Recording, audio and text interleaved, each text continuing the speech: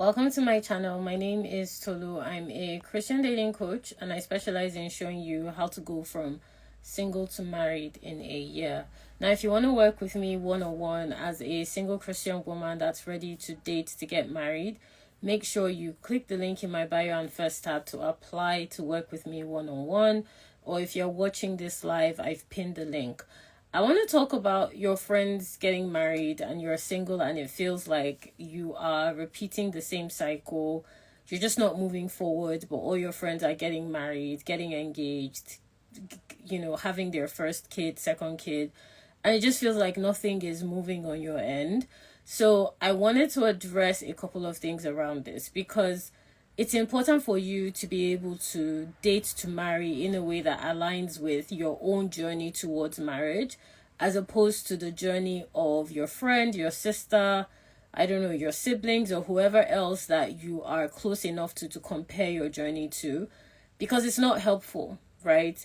Looking at your friend's journey to marriage, or your siblings' journey to marriage, or your colleague's journey, or the new friend that you just made, whoever, is not actually going to be helpful for your own journey, except you use it to do an evaluation of what steps you have taken independently to step into the kind of marriage you want. So I'm going to walk you through that process of really evaluating what steps you have taken to be available for the kind of marriage you want. Firstly, what is it that you are doing that's making you stuck in the same position? And when I say the same position, anything from not meeting men to going on dates that don't lead to a relationship, to being in a relationship that doesn't yield a marriage, or to being engaged that doesn't even yield to marriage either.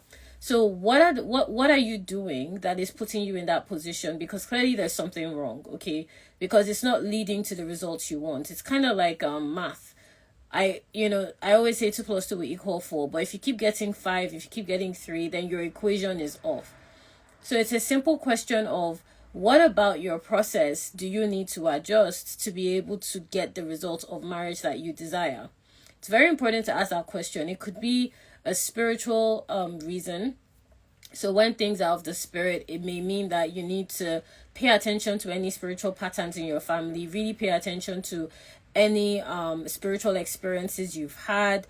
What I like to do with my clients is create a prayer plan, and which basically is personalized to their own journey in faith, looking at anything from any spiritual patterns they've had to how to address it and how to tackle it with scripture and prayer. But you want to pay attention to that. Is it something spiritual? Is it emotional? Are you having difficulty opening up to men, or do you find yourself constantly connecting with men that are emotionally unavailable? Or are you finding it difficult to be able to connect with men that share the same values you have emotionally? Or is it physical? Is it something that you are literally physically doing? Is it that you're not making yourself available at all to meet people, whether online or in person? Is it that you are going for men that we both know you're not attracted to, or men that are actually not attracted to you? And you can usually tell when a man is not attracted to you based on how he acts. So it could be from anything from he doesn't want to take you on dates to he doesn't want to commit to you for marriage, but he doesn't mind being in a relationship with you long term. It's important that you recognize, okay, what am I doing wrong and where is it? So in that vein, apart from the prayer plan that I create with clients, I like to look at the practical strategies that they're applying in dating from an emotional and physical standpoint. What are we doing? What could we do differently? What are changes we can make in your online dating profile? What are changes we can make to elevate your routine, to make it simpler for you to meet the kind of men you want? Or is it that you're meeting men and you don't know how to talk to men? How can we make sure that the kind of conversations you're having with men are actually yielding to the kind of relationship that you want with a man? Because sometimes some of you just don't know how to talk to men. It could be as simple as that. So what I like to do with my clients is just help them to understand, okay, how can we communicate your value to men in a way that makes you visible and desirable as a potential partner? So it's anything from spiritual, emotional, or physical. And you want to really understand, what are you doing wrong? Because your friend's journey is not your journey. So for her, what she needed to adjust, it could have been simply just making herself available to meet men. But for you, that may not be the problem. It may be an emotional issue, or it may be a spiritual pattern. So it's important for you to be able to isolate what are the circumstances around your own particular dating experiences that need your attention. Sometimes you have a stubborn problem. That's what I like to call it. A stubborn problem basically means that it just keeps reoccurring with different men. So you will notice that after every 3 weeks, men stop talking to you, or you've noticed that after every 3 months your relationships disintegrate, or you notice that you just never meet men at all, or men never ask you on date. That's a stubborn problem, which usually means, and more likely than not means, that there's a root, there's a source that you haven't attended to that is within yourself. So it's kind of like if you come into a room and it smells foul, the problem isn't going to be solved by leaving the room. It's not going to be solved by spraying perfume. You're going to need to locate the source of that smell to eliminate the smell altogether. So think of but the thing is, the smell is in that room. So think of the room in this analogy as you as a person. There's a smell, the stubborn experience is the evidence of that smell. So you just need to find the root to be able to eliminate it. Like one of my clients, she's married now, but her issue is she was always getting into situationships, like men that didn't have a problem making her a +1, didn't have a problem taking her out, taking her on dates, but they just never wanted to commit. And then through the process of elimination, which is basically just looking at her experiences in total, being able to isolate any patterns that I noticed, I realized that she just involved her family too soon, too quickly, and shared too much. So we just removed that. We shifted that because of course you have to involve your family at some point. But we shifted the goalpost of when family members get involved, and lo and behold, within a year she got married. That was her stubborn problem. Now the thing with a stubborn problem is you may not it may to you it may not look like a problem. So for her, she's really close to her family. They share a lot of things together. She didn't see an issue with that, but that was the problem. So she didn't even expect that at all, but that ended up being the problem. So why I like to do this exercise with my clients is usually your stubborn problem or whatever is wrong is something that seems right. It's something that seems harmless. It's something that seems simple. It's something that's routine. It's something that is actually probably a part of your habitual day-to-day encounters with people. But that is actually the reason why you keep going around the same mountain. So, it's important for you to recognize what are you doing wrong, because clearly there's something you're doing wrong, okay? If not, you wouldn't be having the same experience with different men. So this is why, looking at your friend is really not helpful, because she's an entirely different person. He's an entirely different person. They have a different life. They have different spiritual, emotional, and physical makeups and experiences. So that's not going to help you at all. However, you can use it as like a metric to determine, okay, why am I still in the same spot and they have moved on? They have moved on in this area. It's kind of like if you're all in the same school and you're all in the same class, but they graduate before you. Why is that? Right? It means that there's something that you were doing wrongly, or there's something that needs your attention. Now, when it's a spiritual problem, which is why I create personalized prayer plans, because prayer needs to be very specific, okay? You want to personalize prayer as much as possible for it to be able to hit its target. Now, if it's a spiritual issue, it just means you haven't paid attention to a pattern that has been showing up probably in your family, in your experiences, that needs your attention. So when I do the personalized prayer plans for clients, it's because we want to isolate any spiritual issues that I've noticed or that I've picked up by the help of the Holy Spirit, for us to be able to target in prayer so that we can receive revelation. Because when you target things in prayer, revelation comes after you target. That's the response of prayer. That's the result of prayer, revelation and breakthrough, right? So you want to identify, what am I doing wrong? Another thing is, you also want to realize that your process is very different.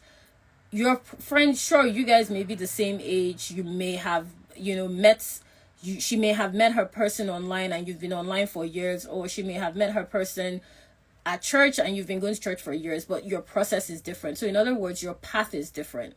So what I mean by your path being different is you are on a different journey, okay? So basically, you and your friend may be going to, you guys know I like giving analogies. Maybe you're both going to the same supermarket, but the way you get to the supermarket is going to be different from the way she gets to the supermarket. So even if you go together, in other words, your experiences are different. Even if you literally live from the same house, walk together to the supermarket, the things she notices are going to be different from what you notice.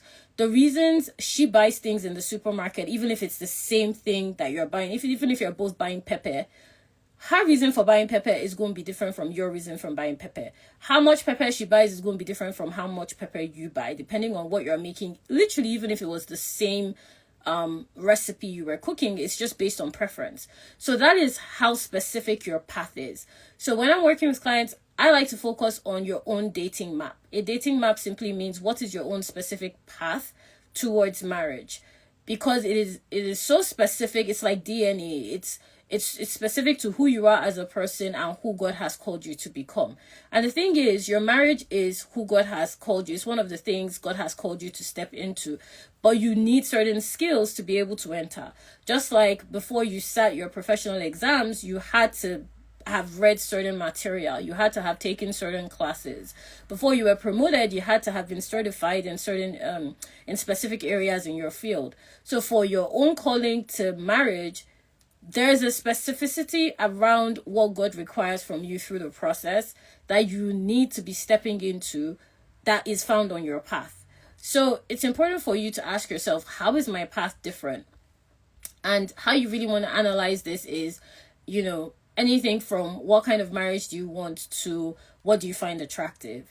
Anything in between, and both things that I just mentioned. So what I do with my clients is we really go through that process of targeting how specific is your path, so that if I'm showing you how to meet men and how to leverage your visibility and how to make sure you're coming into contact with the kind of men you want, I am walking in alignment with the path that God has set for you. You are walking in agreement with what God has for you. Because Amos 3:3 says two cannot walk together if they are not in agreement. So as a Christian single woman, it's important for you to recognize that your path is already different just by the fact that you're a Christian. But now as a Christian single woman called to marriage, there is a nuance around the way God has called you to marriage. So when I say nuance, I mean there's a substance around it. There are specifics in it. There's a strategy around it that you want to use to your advantage as you are dating. Okay, and some of you, you don't even recognize this. An example is maybe an advantage for you could be maybe you have the gift of dreams. That's just one. There are many. But maybe God speaks to you through dreams. And whenever you mention a guy in a dream, God gives you revelation. So you don't have to wait another 4 weeks to find out. As soon as you mention it in prayer, God reveals to you. So that is what you don't understand by that is God is going to use dreams to reveal who your husband is to you. So that's what I mean by that. It's not just, he's revealing it to you for the sake of it. That is a part of your path. So that is an advantage that you have in the spirit that you are meant to exercise in the flesh as you are dating. So some of you, part of the reason why you are not meeting men and getting into the right relationships is you're just not activating what is required of your path. You're not using the right tools. You're not using the right resources that God has made available. You don't know how to discern, or sometimes you don't even know how to read men correctly based on your own specific way of receiving information. So for example, I teach my clients to understand the way men think, because men and women are very different. If you don't understand the way men think, you're likely going to read information the wrong way. A guy can tell you, how are you? And it could mean a variety of things.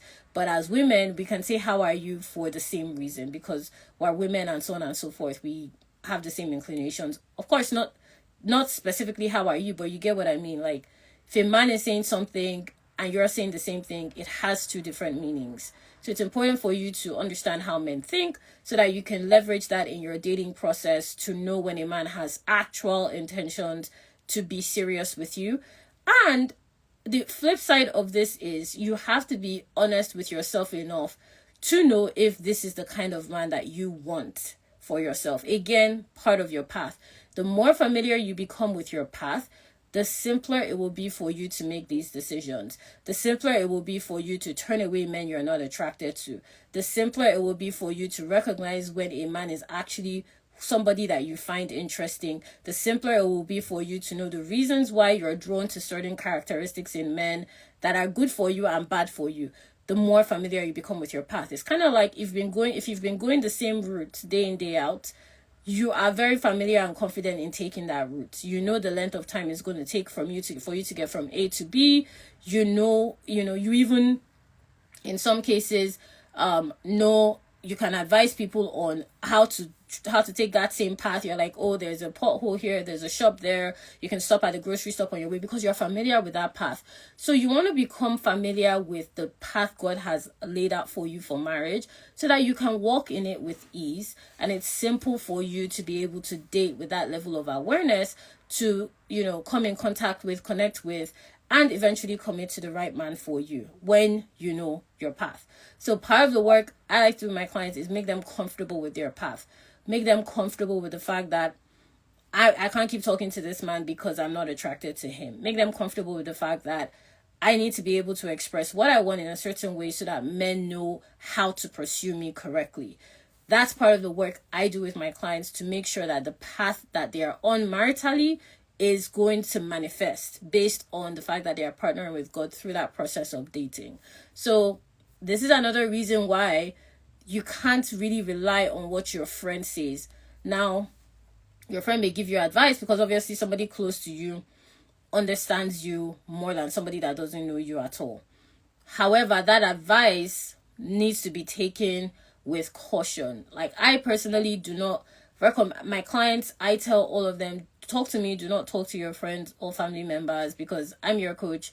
I'm the one that is supposed to guide you through this process. Friends, family members have known you for a long amount of time. They're very subjective in their advice. They may not be the best suited to give you perspective. However, what I like to do with my clients is quantify how they take advice from those on their journey. They're destiny helpers. A destiny helper is basically someone that has been put in your path to help you achieve a part destiny. For example, in scripture, Naomi was a destiny helper to Ruth. Abraham's servant was a destiny helper to Rebecca. What's the name? Mordecai was a destiny helper to Esther. I believe her uncle was Mordecai, except I'm wrong. However, there is a part. The reason I go into that is I don't want you to think, oh, I'm not telling family members and friends anything. No, like I said earlier with my client, that eventually, she realized through coaching with me that, oh, she's involving her family members too early. That was the problem. So you just want to learn to quantify that relationship in the right way when you're dating. I'm going to say something. So if you're single and you're fine, and let me know if this is helpful, tap the hearts. If you have any questions for me, drop it in the question box. But if you're single and you're looking to get into a relationship leading to marriage, at the very least, and you're not in a hidden season. A hidden season is when it's only for a season, so do not use it as an excuse. It's a time where God calls you to himself, and exclusively to himself, because he wants to purge you of anything that is not of him, and he wants to rebuild you in a way that is in alignment with what he desires for you. So in that hidden season, he reorients the way you think. He shows you your purpose. He gets you started on your purpose. You become closer to him. It's a season where he doesn't want you to be distracted. So you're unlikely to be available for relationships at all. But it's a season. It's a period of time. You're not. The Lord wants your exclusive attention for that period of time because of what is coming after, right? That's only a season. So if you're telling me you've been in a hidden season for years and years, you are not in a hidden season. Okay, you are not. It's a period of time that is very specific, and only encompasses a short amount of time. It's not something that is prolonged and protracted. It doesn't take years to be in a hidden season. I do not believe that. So if you are in a place where you're ready to meet men, you're not meeting anybody, and you want to get into a relationship and you want to get married, at the very least, you should be meeting men. Okay, at the very least. Why? Because your husband is a man. You're going to need to meet men to get in a relationship. You're going to need to meet men to go on dates. You're going to need to meet men to get married. So the very basis, the most basic requirement is that you are meeting men for you to get married, right? So if you're not meeting men, that's a problem. So the reason I say that is because you want to get married, you want to get into a relationship, you want to go on dates. Every single client that I've worked with, they need to meet men first before they meet their husbands and they get married. They need to understand how to meet men to be able to achieve that. Because that's just the process. You need to meet men, go on dates, get in a relationship, get engaged, and then you're married. That is the process, right? You can't get to the end without starting from the beginning. So, at least you should be meeting men. If you're not meeting any men, that's where you want to focus on. That's where you need attention. That's where you want to do your work. Because what is happening is you are actually not starting the process that is going to lead you to marriage, right? So if you're not meeting men, why is that not happening? How come? What are the changes you need to make? Is it something that has been happening for a long period of time? Or is it something that is just happening right now? Is it something that you don't know how to remedy? In that case, you should really pay attention to what can you do differently. So when I start working with my clients, that's the first area we look at. I like to pay attention to how are you meeting men? What's the process like for you, so that I can use that to help them build a visibility strategy. A visibility strategy simply means create opportunities for men that they can marry to see them, because a man cannot pursue you if he cannot see you, right? Your husband cannot pursue you, he cannot find you if you're nowhere to be found. You need to be visible to be found. You can't be hidden. That's why I started by saying if you're in a hidden season, the purpose of that season is for you not to be found. It's for you to develop. It's for you to grow without distraction. But out of that season, you should be coming into contact with and meeting men. So if that's not happening for you and you're not in a hidden season, that's where you need to pay attention. So like with clients, I use that opportunity for them to meet men to be able to work on how they can leverage their lifestyle online and organically, in other words, in their daily routine, to meet the kind of men that they can eventually commit to and eventually marry. So at the very least, if you're asking yourself, why am I not meeting men and my friends are getting married, my siblings, my sister, whoever is getting married, I'm getting older, I'm in my 30s, I'm in my 40s, I've been waiting for years, I'm not meeting anybody, you are the problem. You need to work on the way you are creating visibility. In other words, how are people seeing you? How are you creating opportunity for men to approach you? This is the work I do with clients one-on-one, to be able to get them to actually start meeting men, because when they start doing that, it's just a matter of time. Every single client of mine that has stepped into marriage, no matter how long they've been single, or even if they're in their 30s or 40s, we first started by I started working with them by showing them how to meet men in a way that's comfortable and in a way that feels in alignment. Okay, when I say in alignment, I want you to understand, I don't want you to start doing things you cannot do.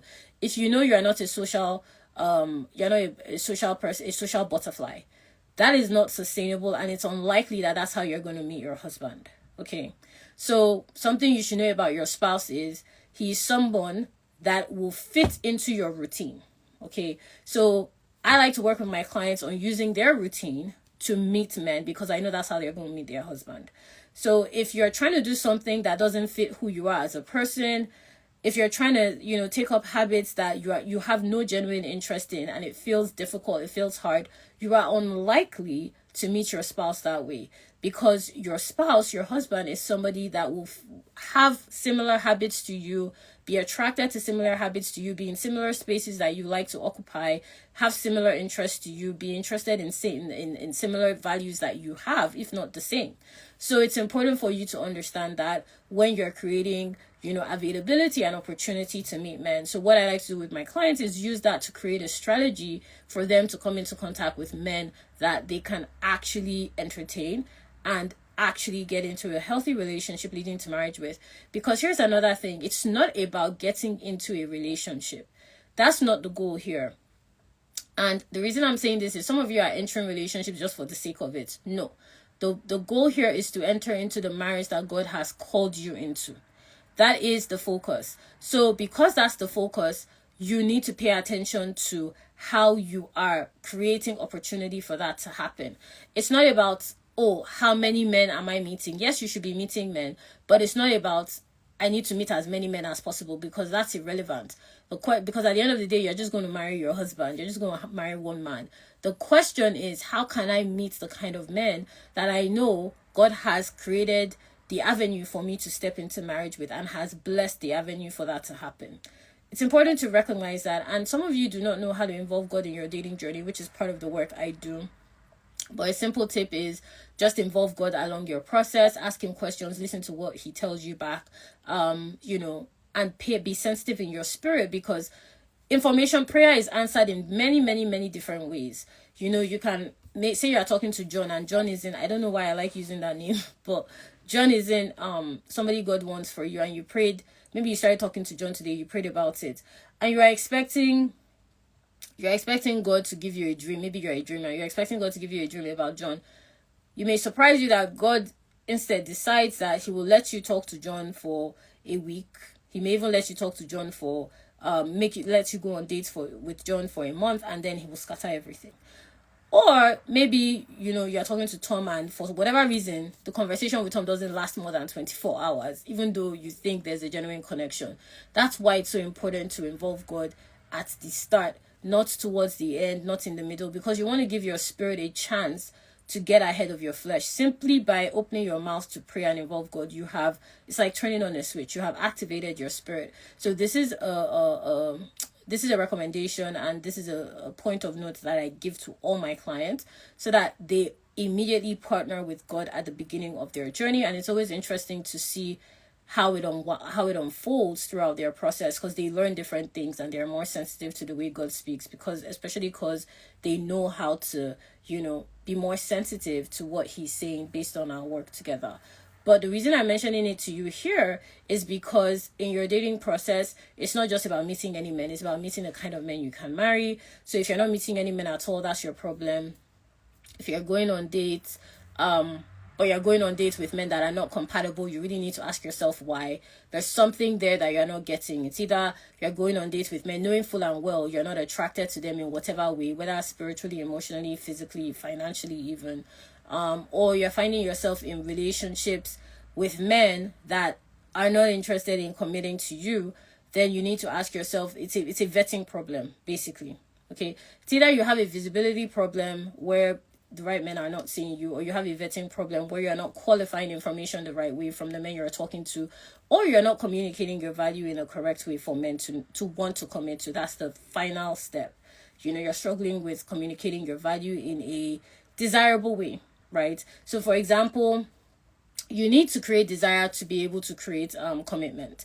So think about any product you purchased. You had a desire for it, whether it was a really nice bag or perfume or your laptop or even a trip. There needed to be some level of desire. You didn't just invest in that for the sake of investing in it. So if you're finding it that men do not want to invest in you, whether they don't want to pay for things, they don't want to take you out, they don't want to spend time with you, they are always taking advantage of you, then your problem is communicating your value effectively. And communicating your value, I want to be clear, it's not only about what you say, it's about how you are perceived. So if you don't know how to leverage your presence, it's going to be very difficult for you to communicate your value to men in a sustainable way. When I say leverage your presence, I mean your availability, the way in which you allow men approach you, the kind and quality of conversations you're having, and so on and so forth. So it's not only about what you say, it's more so about what you're not saying and how you are perceived. And you will know how you're perceived by how men pursue. So when I'm working with my clients, this is the work that we do to make sure that, okay, you are leveraging your value in a way that makes you visible to the kind and quality of men that you can actually step into marriage with, so that when you are going on dates, there is a higher likelihood that this is somebody that you can actually marry. Because there's no point going on dates with somebody that we know full and well is not going to be your husband. But when you do start going on dates and you do start meeting men and you do start dating according to your own marital path, it is highly likely that the men that you start talking to, going on dates with, one of them is going to be your husband. And that's how, I'm able to get my clients from the point of single to married in a year, through that very detailed process of focusing on their own specific path and calling towards marriage. And for you, you cannot do that by, copying your friend's process. It's not possible, because the way you're going to step into marriage is going to be very different from the way she steps into marriage. There may be similarities, but it will not be the same. And where it is not the same, there is a major difference. And that's actually where you want to be paying attention. So you can use your friend's experience as a gauge as to where you are. So inevitably, when your friends are stepping into marriage, or your siblings are getting married, or people are, or, colleagues around you are just, it's like rings everywhere. Inevitably, you will question yourself as to why this is happening for everyone but yourself. And I want you to take time to answer that question, okay? Because it's going to really help you to and answer it with facts, not feelings. Another skill that you need in dating to be able to discern data correctly is focusing on the facts. Forget you really like him, he's cute. The fact is he's not a Christian, or the fact is he's not consistent. That is telling you that he's not your person. Feelings will lead you astray. They tend to do that. I do not advise dating based on feelings in the initial stage. They are a factor, but they are definitely not the most prominent factor to pay attention to. You want to look at the facts holistically.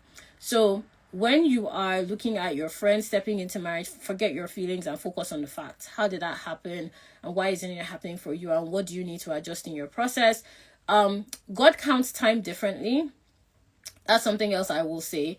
God counts time differently. So what I mean by that is, don't assume because a guy is asking you out today, that means by the end of the year he'll be ready for marriage. No, that's not how that works. Just because he's asking you for a date or he's asking you for a relationship today does not mean that is your husband in the future. You need to start looking at time the way God looks at it. So what I mean by that is from a spiritual root. So what I mean by that is based on your walk with God as a Christian, because he counts time differently. You could meet your husband at the beginning of the year, middle of the year, towards the end of the year, and still be engaged 3 months down the line. Meanwhile, if you're looking at it from a 12-month timeline, say we're in January, and you're assuming because you met a man today that is telling you he's looking to settle down, that's the only reason you step into a relationship with him, it's highly likely that is not the man you're going to marry, and it's highly likely he's probably going to waste your time because he doesn't have any intention of marrying you, because you're not you're not vetting the information correctly. Just because he wants to get married doesn't mean that's your husband, or doesn't mean he will marry you, okay? You want to start dating according to the timeline for marriage God has given you. So you should have a sense of that. So part of the work I do with my clients is showing them their own dating timeline, so that they are, and by dating timeline I mean how long is it going to take you to go from single to married, so that they can use that as a guide in their dating process. Because it's not based on hard numbers like, okay, I date him for 3 months and then we're married within a year. No, it's more nuanced and it's more sensitive than that. It's based on what has God revealed to you, and so on and so forth. And it's very specific to the kind of marriage he has called you to, which is why every specific client I work with, it looks different for each and every one of them. But I can confidently say you can get married within a year. Every single client that I have worked with up until this point that has gone from single to married, it has happened in a 12-month timeline, to my knowledge, because there are other women that have used Fan the Flame resources and by the grace of God stepped into marriage. And I don't know them personally, of course, but the clients that I have worked with, it happens within a year. In 12 months, they meet, they date, they get into a relationship, they get engaged, and they get married, and or they start planning the wedding. And the reason I say this to you is, there's no reason any man that you're entertaining should be telling you he needs more time to figure things out, because these are all different women, different clients, different locations, different experiences and backgrounds, and that I've worked with, all happened within a year, right? So there's no reason he should be giving you that excuse. Speaking of, and let me know if this is helpful to you. I know I'm kind of going, I'm just going whichever direction the Lord wants me to go. Let me know if this is helpful to you. Tap the heart. Speaking of, you need to have certain standards before you even enter the dating scene. Part of the reason you are constantly settling, you're attracting on suitable men, you're finding it difficult to even be visible, is that you don't have standards. And standards isn't only about, when I say standards, I mean like it's a setting, kind of like you have a standard for the kind of gym you go to. Maybe it needs to be open 24/7, or you have a standard for the kind of books you read. Maybe it has to be self-development books that are written by a particular author that has a background in a specific field. I don't know. Basically, standards are just general settings. Okay, it's a general filter. It means if you do not reach up until if it's a baseline. If you don't match this baseline, I'm not gonna consider you. So an example could be, he's a Christian, he has a relationship with God. So in other words, even if I find you attractive, even if you're very intelligent, but you don't have a relationship with God, you do not qualify. And that standard needs to be set. It cannot be influenced by your feelings. It's neutral. It's important for you to stick with that standard. Part of the reason why you're struggling to get into the right relationship is you don't even know your standard. So it makes it difficult for you to actually attract men that are attracted to a consistent standard. Maybe today you're blowing hot. In other words, today you're saying, oh, I'll just manage somebody that doesn't have a relationship with God. Tomorrow you're saying, I'll manage somebody that does have a relationship with God. Either way, you're just going to be attracting very different kinds of men, and none of them will be able to match a consistent pattern of what you want, because you don't have a consistent pattern. So it's important that you date with a set standard, so that when you enter the dating scene, you have a baseline. And the baseline of the way you date will be determined by the standard you set. In other words, when I say baseline, I mean the general experience you have on dating. So if you're telling me you're frustrated by dating, you are exhausted, you are angry, you're not meeting anyone, I know there's a problem with your standard. Because that means that the temperature you've set, in other words, think of a room, setting the temperature. If I walk in and it's too hot, I need to go to the thermometer to change it so that it's not as hot as it was. Or if it's too cold, I go and change the room temperature. So think about the room as your dating experience, and the thermostat rather, as your standard. If the thermometer is off, the room is going to be uncomfortable. So your dating experience is going to be uncomfortable. So if you're not having a healthy dating experience, if you're not having a progressive dating experience, and when I say progressive, I mean you are not growing in your dating experience. If you're literally having the same experience with different men, it means that you are not growing. But if you're getting better, maybe you are getting better at eliminating the wrong men, you're getting better at recognizing when you're talking to the right men, you're getting better at knowing faster when somebody is right for you or not, you're not getting as emotionally attached, you're just getting better, that means that your dating that means you're getting closer to your dating result. And getting better doesn't always mean that you could be getting better and not be, I want to be careful with what I say, because I know I'm talking to a majority of people here, but you could be getting better in ways that you may not even notice, because you don't know how to pay attention to what it looks like to be getting closer to your marriage. So what I do with my clients is, because we work together for 6 months, for you to get married in a year. So every couple of sessions, we track, when I say we, I mean my client and I, we track how they're getting better, so that we can make sure we accelerate and we speed up any way in which they're slowing themselves down.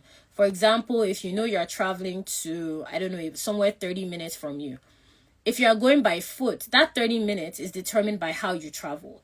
If it says 30 minutes on your Google Maps by car, it's going to give you a different timeline if you go by foot. It may give you an hour. If you go by bus, it may give you 45 minutes. A lot of you are using 30 minutes to gauge. I'm trying to think of how to translate this. You are using that 30 minutes distance across board, whether you walk, whether you drive, whether you take public transport. And that's not how it works. Dating can be sped up by the means of transportation you choose. So when I say means of transportation, I mean how you choose to date. Okay. So if you choose to date anybody and everyone, it's going to take you longer to get married. If you get very specific around the way in which you date, your timeline automatically shortens and is sped up, because you're now very specific about how you want to go on that journey. So what I help my clients do is speed up that timeline so that they can actually get to their destination at the right time, at the appointed time, so to speak. Because either way, that journey is going to take 30 minutes. We can't make it, the shortest amount of time is 30 minutes. We cannot make it 10. Because it's 30 minutes away by car, and that's the fastest mode of transport from where you are. we want to honor that 30 minutes. We don't want to extend it to 45 minutes by bus or an hour by walking or trekking. So my job is to make sure you stick to that 30 minutes, right? Because that's the appointed time. In other words, that's the fastest, that's the speediest route. Because obviously, God is not a God of delay. He's a God of speed, supernatural speed. So obviously, he wants you to achieve things as quickly as possible in a way that you can maintain the result of what he has called you to achieve. In other words, maintain your marriage, maintain your relationship, maintain, whatever level of grace he has called you to occupy. So your process is going to be in alignment with that promise, right? So just like, when a woman is pregnant, it's expected, the timeline is supposed to be 9 months. It's not supposed to be 5. It's supposed to be 9 months because that is the appointed time for that particular experience.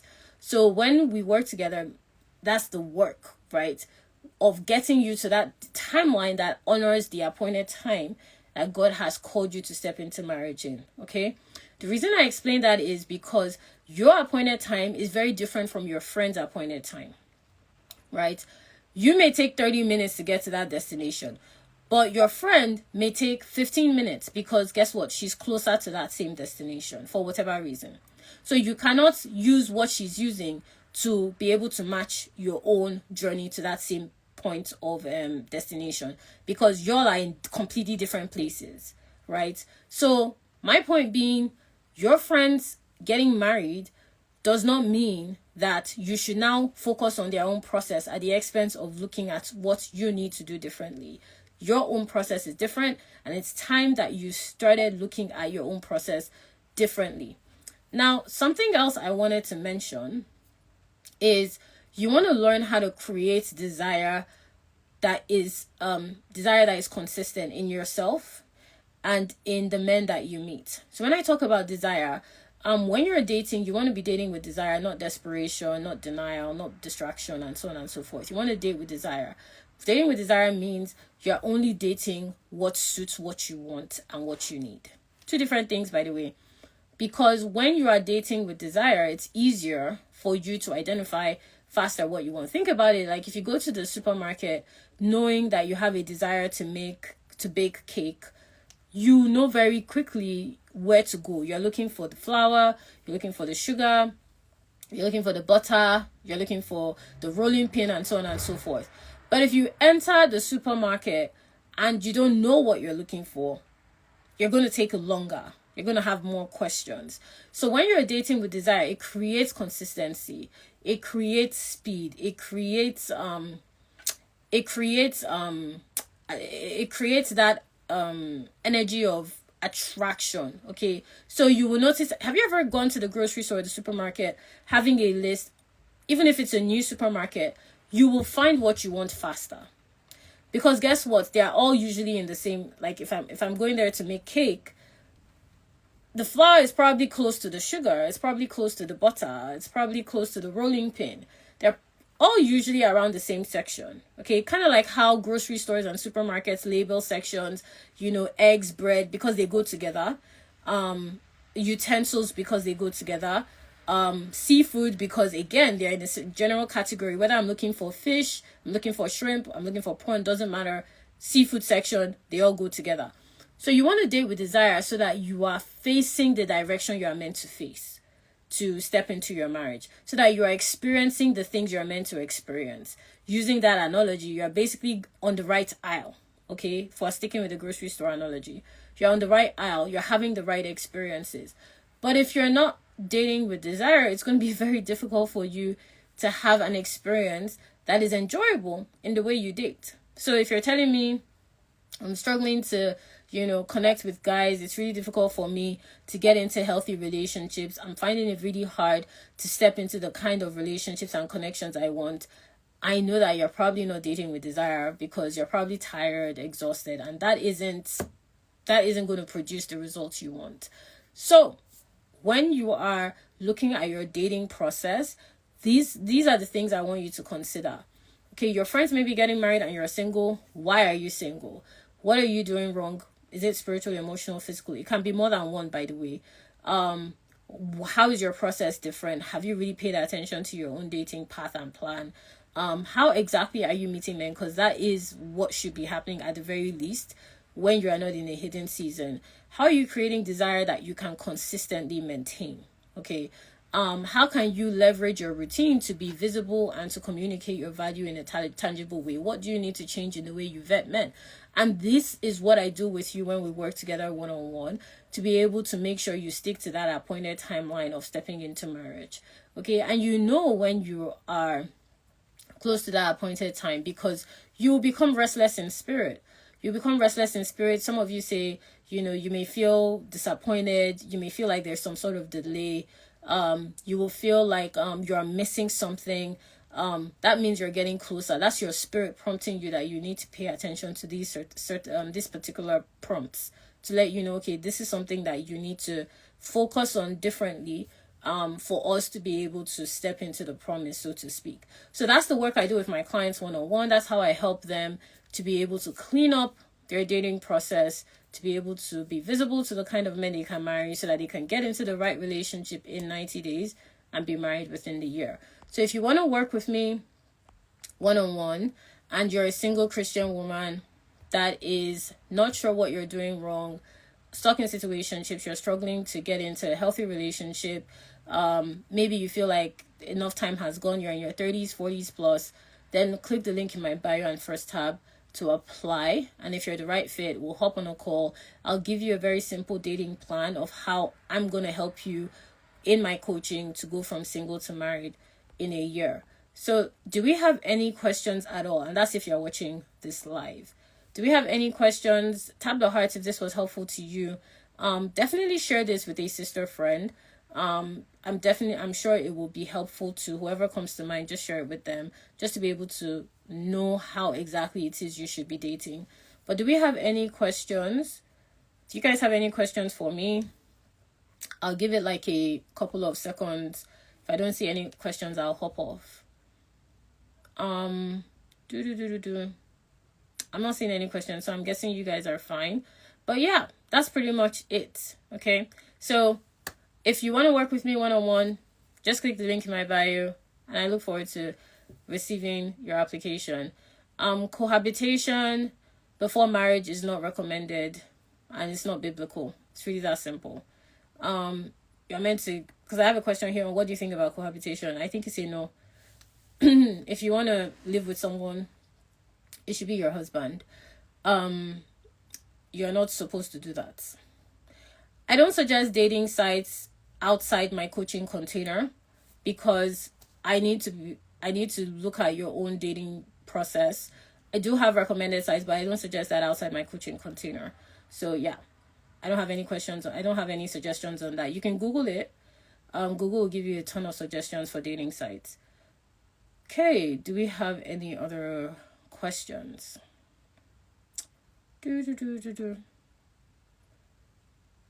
I'm not seeing any questions, so I'm guessing you guys are fine. Okay, great. I'll talk to you all again soon. Take care.